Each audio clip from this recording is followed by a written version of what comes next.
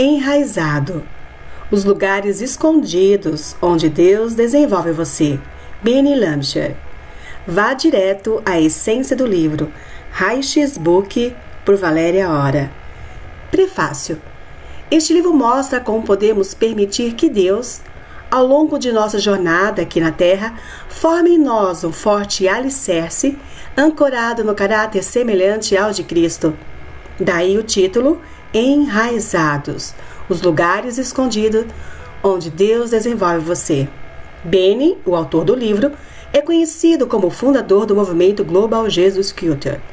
Ele e sua equipe plantaram a Igreja de Jesus Culture na cidade de Sacramento, Califórnia, Estados Unidos.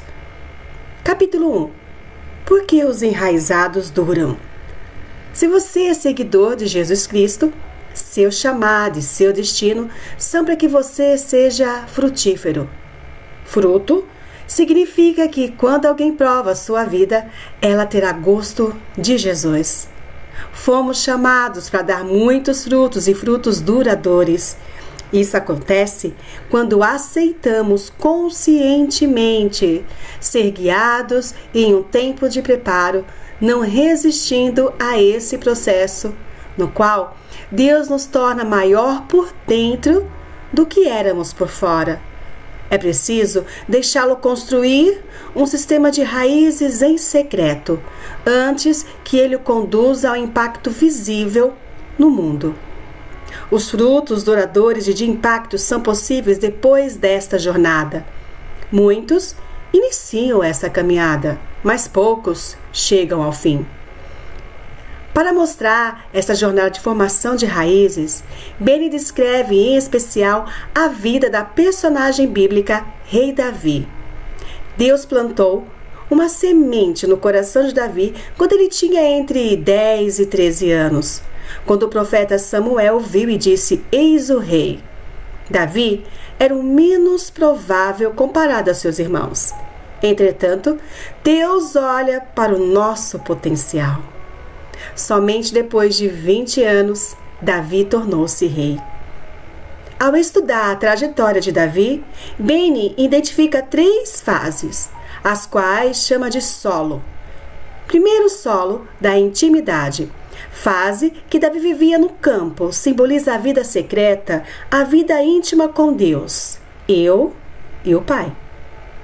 2. Solo do serviço. Momento em que Davi serviu seu pai, irmãos e o rei Saul. Simboliza a postura de humildade e confiança em Deus. 3. Solo da comunidade. Época em que Davi se refugia na caverna de Adulão com 400 homens, os excluídos, os improváveis, e aprende a liderar, encorajar e inspirar. Assim como Davi precisou ser plantado nestes 3 solos, nós também precisamos. Deus sempre nos aprimora antes de desenvolver nossa visão. Não podemos nos seduzir pelo sucesso de curto prazo ou por um momento de popularidade. Escolha ser aquele que termina a corrida. Escolha estar enraizado. Capítulo 2. Florescendo no processo. Escolher seguir o processo e o tempo de Deus para criar raízes é crescer em sabedoria, caráter, fé, resistência e força. Isso implica saber para onde olhar e como continuar olhando, mesmo diante das distrações do inimigo, cuidando para não cair em ciladas como 1. Querer estar no processo de outra pessoa. 2. Resistir às lições que Deus está tentando nos ensinar através das circunstâncias. 3. Acelerar o processo. 4. Ou queimar etapas. Para não cair nestas ciladas, há algumas chaves importantes. 1. Focar aquilo que está à nossa frente. Construir um muro, a tarefa à nossa frente e confiar o sonho a Deus. Faça o que está diante de você e faça o bem. 2.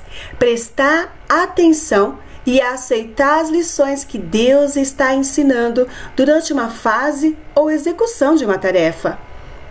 Se está difícil, é porque há resistência. 3. Não se sinta para trás, comparando-se com o resultado de outras pessoas. Você precisa ajustar seu ritmo para o longo prazo, não para a velocidade. 4. Não pule fases. Raízes não crescem retas de forma linear. Aprenda a entregar os planos a Deus e deixe Ele determinar a ordem e o processo. Davi não pulou fases. Ele poderia antecipar seu reinado em 2 momentos de sua trajetória, mas ele preferiu esperar o tempo do Senhor. Capítulo 3. O fator confiança. Em todas as etapas do enraizamento, é preciso haver confiança em Deus. Durante o processo, surgirá repetidas vezes a pergunta: você confia em mim? E em todas as vezes que dissermos, eu confio em ti, nossas raízes crescem. Aquilo que Deus mais quer de nós é também aquilo que o inimigo mais ataca. É preciso observarmos os pequenos testes diários e nossas vulnerabilidades, pois compreender a lição e o desenvolvimento com confiança nos prepara para a fase a seguir. Assim como Davi se preparou no campo, buscando intimidade com Deus e experiências pessoais, para só então enfrentar Golias. Termos ciência do caráter de Deus nos ajuda também nessa questão de confiança. Caráter como Deus não mente, é um Pai perfeito, é bondoso e amoroso e é fiel para estar conosco em todos os momentos. Capítulo 4. Nada a provar. A razão para Deus ter deixado um consolador é porque sabia que seríamos levados a situações de pressão. Existem 2 tipos de pressão. Um deles vem de Deus, o outro não. Deus sempre nos desafia a maiores níveis de fé e de descanso. Já o inimigo incentiva você com seu próprio esforço, sabedoria e empurra para o medo. Aprender a resistir a essa pressão é essencial para uma mordomia fiel, ou seja, cuidar dos recursos que Deus nos confiou.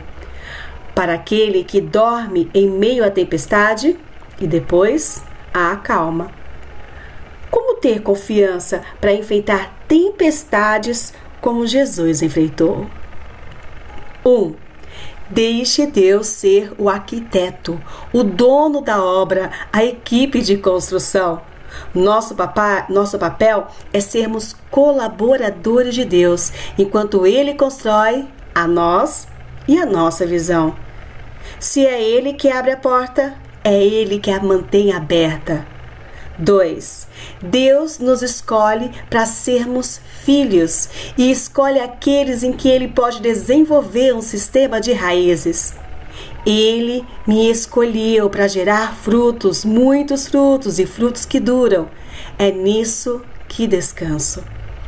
Entender que tenho um Pai que trabalha por mim e que não tenho que provar nada a ninguém também aumenta a minha confiança e descanso.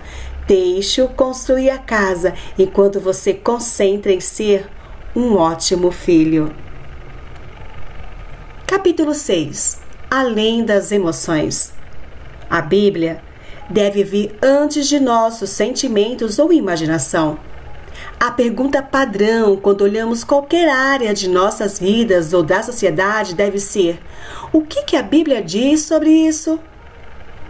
Para conhecermos Deus e confiarmos nele, é preciso haver experiências pessoais acompanhadas de conhecimento das Escrituras. A verdade das Escrituras trará saúde e ordem às nossas emoções. Nesse sentido, devemos buscar na palavra o que Deus diz e pensa sobre nós. Portanto, agora nenhuma condenação há para os que estão em Cristo Jesus, que não andam segundo a carne, mas segundo o Espírito. E sabemos que todas as coisas contribuem justamente para o bem daquele que amam a Deus, daqueles que são chamados segundo o seu propósito. Que diremos, pois, a estas coisas? Se Deus é por nós, quem será contra nós? Aquele que nem mesmo a seu próprio Filho poupou, antes o entregou por todos nós, como nos não dará também com ele todas as coisas? Porque estou certo de que nem a morte, nem a vida, nem os anjos, nem os principados, nem as potestades, nem o presente, nem o porvir, mas em todas as coisas somos mais do que vencedores, porque Ele nos amou. Nem a altura, nem a profundidade, nem alguma outra criatura nos poderá separar do amor de Deus, que está em Cristo Jesus, nosso Senhor. Romanos 8, versículos 1, 28, 31, 32, 37 a 39. Deleite-se e medite nisto, até que comece a ter este sentimento. É aí que você percebe que suas raízes estão plantadas na palavra. E você não se deixa levar pela pressão da voz da multidão. Solo 1. Intimidade. Capítulo 7. Entrando Deus. Esse encontro ocorre na sala interior, o solo da intimidade. É no secreto que Deus nos encontra e desenvolve nosso sistema de raízes. Isso é possível por meio da oração. Eu e o Pai. Há certas coisas que Deus quer liberar sobre você, mas Ele só fará em secreto. A sala interna é um lugar onde nos separamos das demais pessoas e ficamos a sós com Deus. É onde Ele nos encontrará e entregará estratégias, ungindo-nos para lidar com questões específicas em nossa geração, para as quais Ele nos chamou a resolver. Para Davi, a sala interna era o campo. Para João Batista, o deserto. Se você quer ser guiado pela palavra do Senhor para a sua vida, então você deve intencionalmente, deliberadamente, comprometer-se com a sala interna. Frutos oradores que provam mudança no mundo começam na sala de oração. Capítulo 8. O que fazer enquanto você está gerando? Quando estamos grávidos de uma palavra de Deus, pode levar meses, anos ou décadas para que a gestação esteja completa e você possa dar à luz. Mas você tem a responsabilidade de gerar essa palavra até lá. Muitas pessoas tropeçam no processo de Deus, pois não sabem como gerar as palavras que lhes foram entregues. Apenas ouvir as palavras do Senhor não é suficiente. Precisamos carregá-las. Precisamos segurar e mantê-las em todo o tempo e que permaneçam em nós. Girar suas palavras é o que molda nossos desejos e orações. E assim, ouvimos de Deus as respostas. É o que nos dá acesso à fé. Vejamos algumas maneiras de gerar as palavras de Deus e permanecer nelas. 1. Orando a respeito. Benny explica que ele não ora por suas finanças, filho, nação ou futuro. Ele ora o que Deus disse a respeito das finanças, dos filhos, nação e futuro. Precisamos orar pelas 7.000 promessas que estão ao longo da Bíblia. São promessas e, como foi colocado aqui, uma das características do caráter de Deus é Ele não mente. 2. Mudando a forma de falar. Nossa linguagem precisa alinhar-se à linguagem de Deus. Seus sentimentos podem ser inconstantes, mas Deus nunca é. Mude seu modo de falar e desafie as pessoas a fazerem o mesmo. Às vezes, não parece real, mas Nós andamos pela fé, não pelo que vemos. Você sabe o que é mais real do que aquilo que você está vendo ou sentindo? Aquilo que Ele disse. São as promessas do Senhor. 3. Tornando a palavra do Senhor primordial, constante, permanente. Ela vem em primeiro lugar. 4. Preparando-se para ela. O que Deus tem dito a você? E o que você tem feito a respeito? É preciso se envolver com o que Deus disse a você, sem deixar de agir por medo de fracassar. Solo 2. Serviço. Capítulo 9. Um casamento improvável. Juntamente com o preparo de Davi no solo da intimidade para assumir o trono, Deus o preparou no solo do serviço, servindo aos irmãos, ao pai e ao rei Saul. Davi manteve uma atitude humilde mesmo quando Saul se voltou contra ele. Você é chamado para a grandeza, mas grandeza não é o que você pensa. Se você realmente deseja ser grande, é isto que deve fazer, tornar-se menor. Jesus sempre casou os conceitos de grandeza, liderança e realeza com os conceitos de humildade, amor e serviço. O nosso servir deve ser um presente que damos a Deus. Quando servimos a Deus, não precisamos nos preocuparmos se outras pessoas nos notam. Não precisamos que Ele nos agradeçam. Capítulo 10. A troca divina. Servir-lhe leva-nos a ter mais dele em nossas vidas. Isto significa mais graça, alegria, segurança e promoção. Se o nosso servir nunca exigir que nos sacrifiquemos por algo maior que nós mesmos, então certamente estamos servindo a nós mesmos. Nosso servir precisa ser para Jesus e o corpo de Cristo, e a forma de ter certeza de que não estamos vivendo apenas para nós mesmos é ter certeza de que existe um elemento de sacrifício em algum ponto do serviço. E isso não quer dizer negar a nós mesmos ou deixarmos para o segundo plano, mas incluir o outro, transbordar na vida do outro. Apenas quando nos posicionarmos para fazer o que ele faz, pensar como ele pensa e caminhar por onde ele caminha, estaremos seguros. E isso significa assumir sua postura de servo. Quando pedimos prosperidade financeira, não deve ser apenas para atender às nossas necessidades, mas para servir melhor ao próximo. Quando pedimos por força, graça ou favor, deve ser para que possamos abençoar e agir com graça em relação aos outros. Isso porque o chamado de Deus em nossas vidas é maior do que podemos imaginar, vai além dessa vida para a eternidade. O solo de servir é um dos lugares mais ricos para desenvolver suas raízes. É lá que elas se aprofundam, espalham-se e conseguem os nutrientes que precisam para gerar frutos que durem, frutos impactantes. Solo 3. Comunidade. Capítulo 11.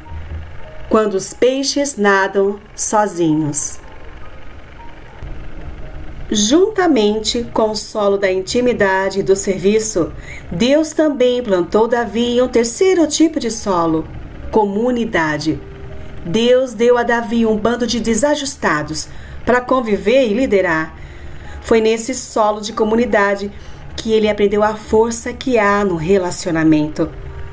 A história da Bíblia é sobre a criação, a queda, a redenção para a comunidade, e esta comunidade encontrando redenção em Deus. Jesus enfatizou repetidamente que nossa interação com outras pessoas é importante para nosso relacionamento com Ele. Ele disse: Você não pode dizer que me ama, mas odeia seu irmão. Sua interação com aquela pessoa ali está amarrada com sua interação comigo. Você quer me amar? Então ame as pessoas. Os peixes, eles andam em cardume, pois assim um peixe grande dificilmente os atacam. Mas se um peixinho se afastar do grupo, e outro, e mais outro, serão presas fáceis e o cardume vai enfraquecendo. Isolamento mata. O inimigo fará tudo para isolar você. Por mais que esteja ferido, frustrado ou irritado com a comunidade, você precisa intencionalmente escolher permanecer nela. Sim, nós nos ferimos em comunidade, mas também somos curados em comunidade. É nela que crescemos. Não podemos ficar sem ela. Capítulo 12. É uma bagunça, mas funciona. Penny compartilha no livro que todas as áreas frutíferas em sua vida, finanças, criação de filhos, liderança, ministério, são áreas em que ele observou a sabedoria e a força na vida das pessoas da sua comunidade e aplicou isso na vida dele. Estas áreas têm sido tocadas e influenciadas por outras pessoas. Quando caminhamos com os sábios, ganhamos a força, a sabedoria deles. Diante disso, o autor declara: eu tomo duas atitudes quando me encontro em dificuldades. Eu busco ao Senhor e imediatamente entro em contato com alguém que esteja mais à frente na caminhada e pergunto: o que você acha? Preciso da sua força e sabedoria. O desafio, porém, é isto: requer humildade e submissão. Todos nós temos pontos cegos, mas não é apenas Deus que revela as áreas que precisamos enxergar. Sabe quem mais consegue ver os seus pontos cegos? A comunidade. Você deve ter pessoas do seu círculo de amizade checando seus pontos cegos e avisando sobre o que estão vendo. Penny também ressalta que a coragem é algo que precisamos buscar. Ela não vem até nós. A comunidade é onde também encontramos a coragem que precisamos. A personagem bíblica Esther, ela precisou ser confrontada por seu tio Mardoqueu para ter coragem para cumprir o seu chamado. Nosso sistema de raízes simplesmente não irá crescer e sustentar frutos duradouros a não ser que nossas raízes estejam profundamente plantadas e sugando vida na comunidade. Conclusão: enraizado na fonte. Saul e Davi reinaram a mesma quantidade de anos, cerca de 40 anos. Os dois alcançaram vitórias e sucessos significativos, e os dois cometeram erros enormes. Entretanto, seus frutos foram bem diferentes. Saul é lembrado como rei rejeitado e lançado fora por Deus, o rei que tentou fazer as coisas à sua maneira. Davi, por outro lado, é lembrado como rei segundo o coração de Deus, o rei que valorizava a presença de Deus, que se arrependia de seus pecados, o pai de Salomão, e veio a se tornar o ancestral do Messias. Para toda a eternidade, o Cristo ressurreto é chamado Filho de Davi. A diferença crucial entre Saul e Davi está em seus sistemas de raízes. Então, qual o legado que você quer deixar?